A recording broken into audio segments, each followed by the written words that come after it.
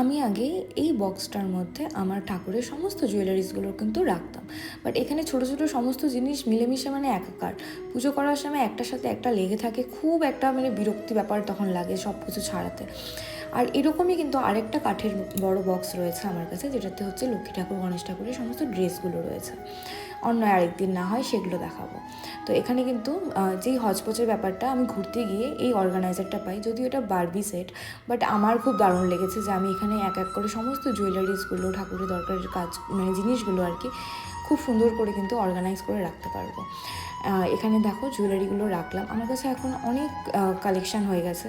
এটা যেরকম কোমর বন্ধনী, রাধারানী, এটা পায়ের তরার বেশি সেট আমি নিইনি, দুটো সেটেই আমি নিয়েছি, কারণ কালেকশান ওরকম খুব একটা আমি পাচ্ছিলাম না, তার জন্য। তোমরা যেটা ঠাকুরের জিনিসপত্র কেনো, কোথার থেকে কেনো একবার আমাকে জানিও তো। আর এই দেখো আরও কিছু জুয়েলারির কালেকশান, সেগুলোকেও আমি আলাদা করে রাখছি।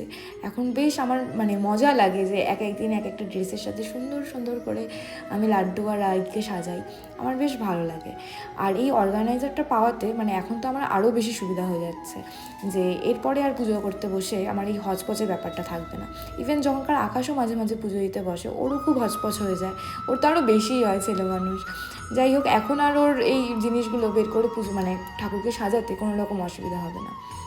এই যে ছোটো ছোটো কানেরগুলো, এই কানেরগুলো তো আমি খুঁজেই পাই না এই বক্সের মধ্যে থেকে, কী অবস্থা। সেফ সাইডের জন্য আমি পিতলের তুলসী পাতাও নিয়ে রেখেছি, যে কোনো সময় যদি আমার কাছে না থাকে তাহলে আমি কাজ চালিয়ে নিতে পারবো। কিছু ইতার, আর তারপরে এক্সট্রা এই সেফটি পিনসগুলো, এগুলোকেও এক সাইডে রেখে দিচ্ছি। অগরু রয়েছে, সব একটা হজপচে ছিল ওই বক্সটার মধ্যে। এই যে গোল্ডেন জুয়েলারি সেটটা, এটা আমি এখনও পরাইনি, একদিন পরাবো। আর তোমরা আমাকে জানিও তো যে গোল্ডেন জুয়েলারির এরকম কালেকশন আমি কোথায় পেতে পারি ভালো। আর তোমরা যারা জানতে চাও যে এটা কোথা থেকে নিয়েছি, তাহলে কিন্তু অবশ্যই কমেন্ট করো। রাধে রাধে।